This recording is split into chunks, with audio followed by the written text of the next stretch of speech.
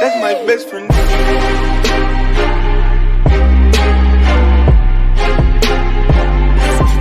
That's my best friend. What's up, everybody? It's your boy Dave Mo Flips. You already know this is about us. This is our thing. This is how we're doing it. So check it out. We're going to talk today about a 2007 Ford Transit. All right. And again, this is another profit loss story. And like I said, guys, I'm going to start doing them from the beginning to the end and not these recap videos. I don't like these videos too much, to be honest with you. A subscriber of mine did ask, I think he's a subscriber, he leaves comments. He did ask for them. I don't believe this is what he was talking about, but I do think this is motivation for you guys. I hope it's motivation for some of you guys, at least one of you guys.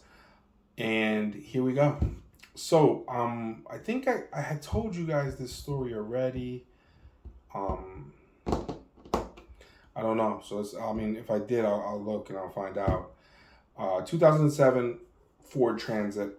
Bought it from ACV, thinking it had a blown motor. Said that it overheated, but you could hear. Excuse me. But you could hear the motor running. It sounded decent. You know, when they started it was like zzz, zzz, zzz, it just started up. You know, so I was like, all right, cool, no problem. Let's buy it. I ended up being a high bidder at like $2,500, and Leroy and I go. We pick it up. It was here local somewhere, maybe about a half hour away. Pick it up on his tow dolly, and as Leroy goes in to get the keys and shit like that. I didn't have a mask on me at the time, and I know it's kind of stupid, but so I'm looking at the car and I could see like dried rust water that had come from what looks to be that vehicle. And you can't really tell until you move the car back and see where it was dripping from. But at any rate, I was like, that's interesting, because usually when cars overheat, when you have that much of a leak, I mean, it was quite a big puddle that had dried up. You would think it's either the hose, the water pump, or the radiator, right? It's one of those three. Very rarely, or if ever, because if the head gasket goes, usually it just goes into the oil and it stays there. It doesn't come onto the ground. So to me, on the outside, that was a good sign. Leroy walks out and he hits me. He hits me and he's like, "Yo," he's like, "the guy said that once you put water," he said, "we got to load this thing up quick, because once you put water in it, it just pisses right out."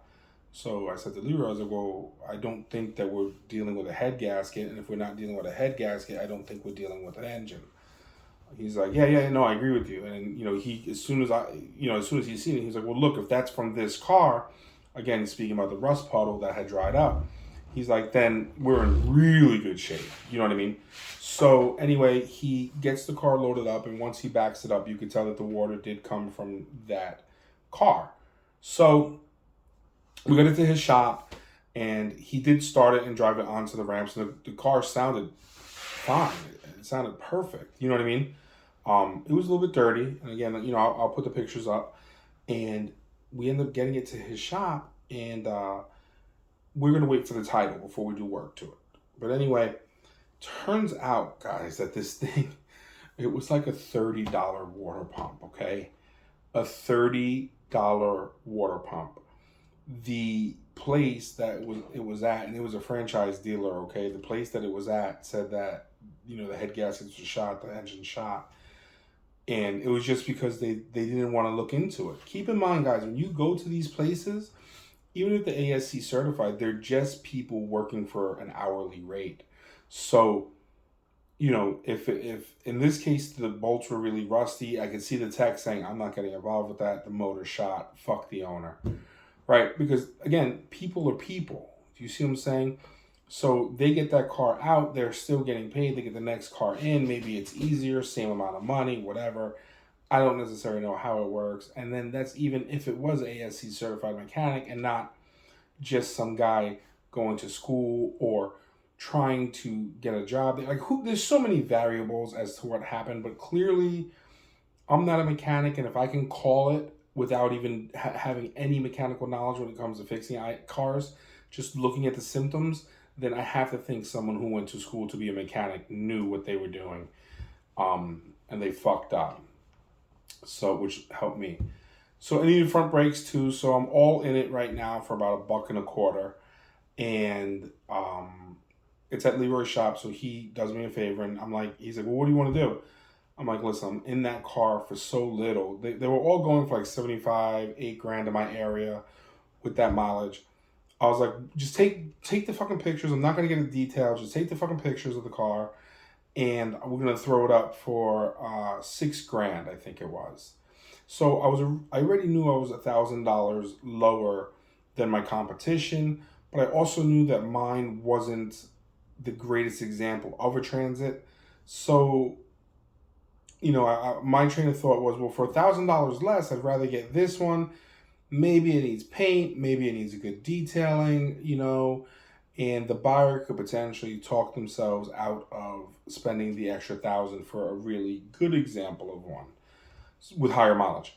So, lo and behold, we're getting a bunch of offers on this car. I mean, when you have a car that's lower than everything else, it's to be expected that you're going to get these people that throw out insane numbers like, I'll give you $1,500 cash.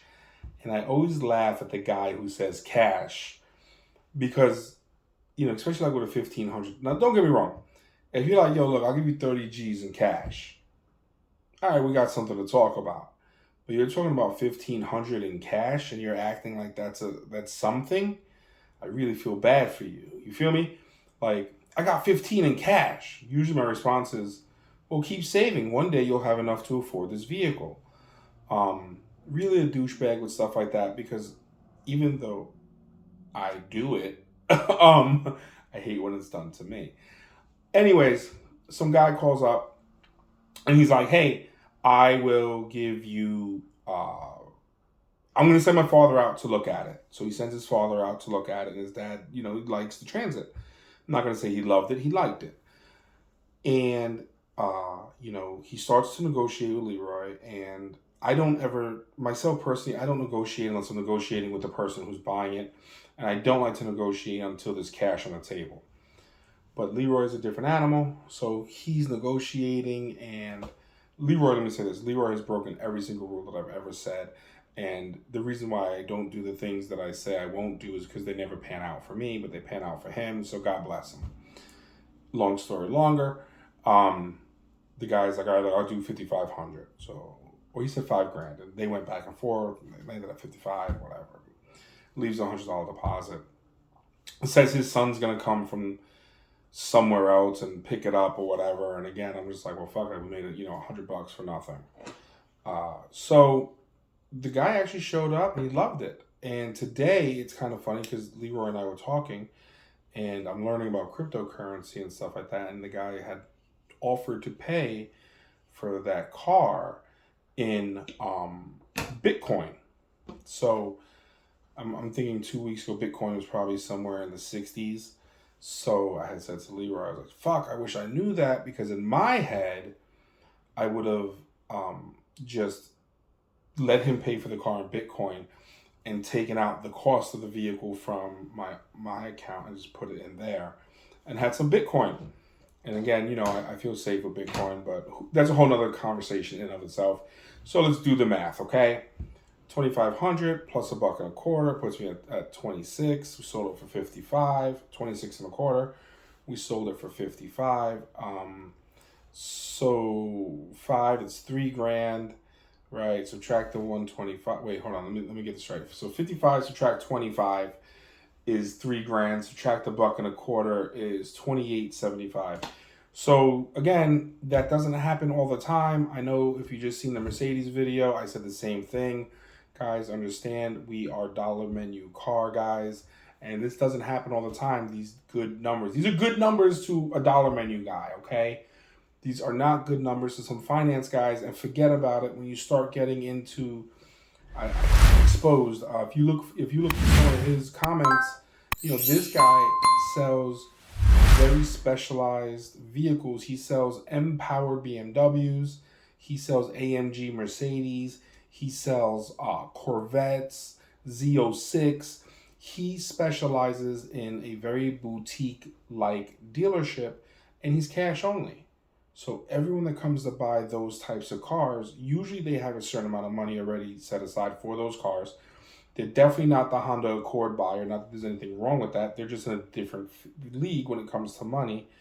And they either have the cash for the car or they could secure financing through private institutions, okay? And that's that. I mean, that's really what it comes down to. So as a cash guy, you know, a dollar menu guy, hitting it out of the park like that for $28.75, that was a win. You know, and again, I did not buy that car thinking that that was the issue. I got lucky. I did purchase that vehicle thinking it needed a motor and stuff like that. So anyways, guys, like I said, I hope you're enjoying these videos. I'm trying to knock out a couple for you guys. I don't know how I'll spread it out, but like I said, we'll do this a lot different. It'll get structured a lot different. All right? Thank you so much. Thank you for subscribing. Appreciate every single one of you guys. Has to go. That's my best friend.